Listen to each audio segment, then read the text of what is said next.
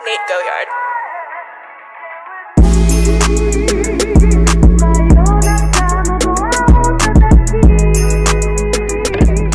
Ayan guys, so nakababa na kami sa Mount Secret.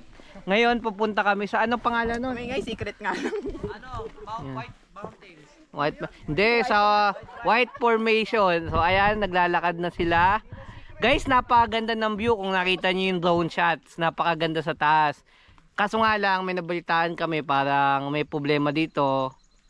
Kunin namin yung support nyo kasi baka gawin daw factory ng semento. So sayang yung ganda ng nature dito sa lugar na to guys. Kung mabebenta tong kalugaran na to, sayang naman kasi magiging pagawa na ng semento. Dami-daming pwedeng pagawin dito pa talaga. So support nating wag tong maging factory ng semento. So tara, punta na muna tayo sa White Rock Formation. Let's go. So ayun, pababa na kami. Eh sabi nila ito daw yung ginagawang mga semento. So ingredients pala yan sa paggawa ng semento. So yun yung nakwento ko sa inyo kanina. So let's support na wag mangyari yun.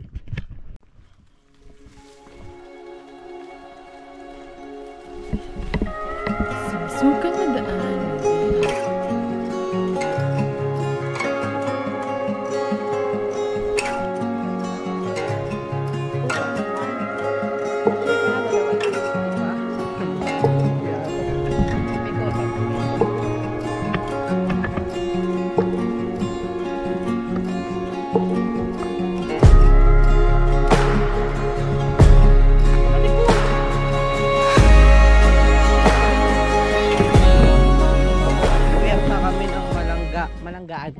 Malangaan Cave, ayan. Pakyat na. Ha? Sabi ko sa kanila, ingat eh. Ingat. Sabi ko, good luck, natakot eh. Dalawa pa. Ito si itsura ko na nadulas pa. Ingat. Nadulas ka pala eh. Kaya ba ang tagal nila dito? Tatlong dulas. Suso. Suso. Tatlong dulas. Pero may area ito, nadulas din ako eh. Oo, sinabi niya na yung madami, may nadulas dito. Saan naman yung may dumulas eh, may ano? Pero paalang yung nadulas sa akin. Hindi ko na nasad na yung kamay. Nadulas ako, pero na...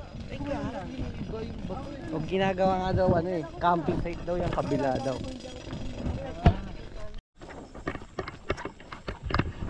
Hindi na kuya pitik yung nasa pama, parang tae na. Kulay green eh. Jarel, ano masasabi mo? Ayan guys, medyo kung saan kami dinadaan ni ate, pero safe naman, enjoy. So yun, may dalawang naon na doon na hiwalay. So dito naman kami, 8 kami dito. Ayan si ate kuya, may kasabay kami iba.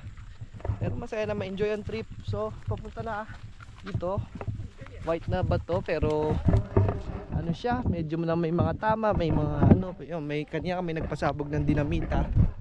So pinakwari siya, inigiba-giba, pero tuloy pa rin kami. So ayan, kung mapapansin nyo, ang daming laglag na bato sa gilid namin. So papunta na kami sa puting mga bato, tapos diretso cave na to. So ayan guys, so wala siya talagang trail na maayos, daan tao lang na pwede na. Yan.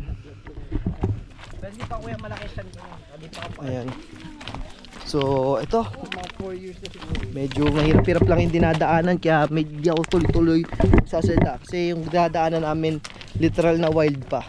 Nakakalungkot lang kasi yung ibabaw ng mga bato ginigiba. Kung pansin nyo, yung daanan na yan dapat lupa yan, puro durog na bato. So wala tayong magagawa, nature, they destroy nature. Yan. Yan. So yan naman mga food dito. So ito na yung second destination namin. Almost 1 hour din kami doon sa first destination.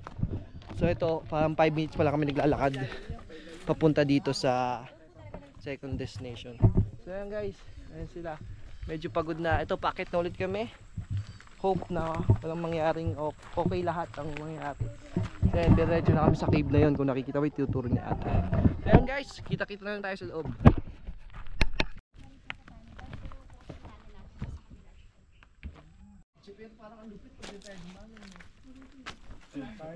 Pagod na. Adiyo sa taas!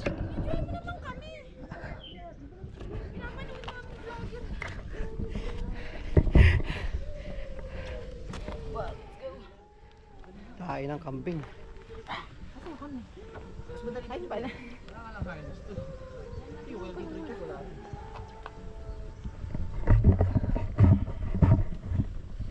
Pero maluwag dito sa taas. Oo, hindi nakakatakot. Boy, sa baba yung silalim. Ala ko naman dito yung... Hindi, ito yung zone.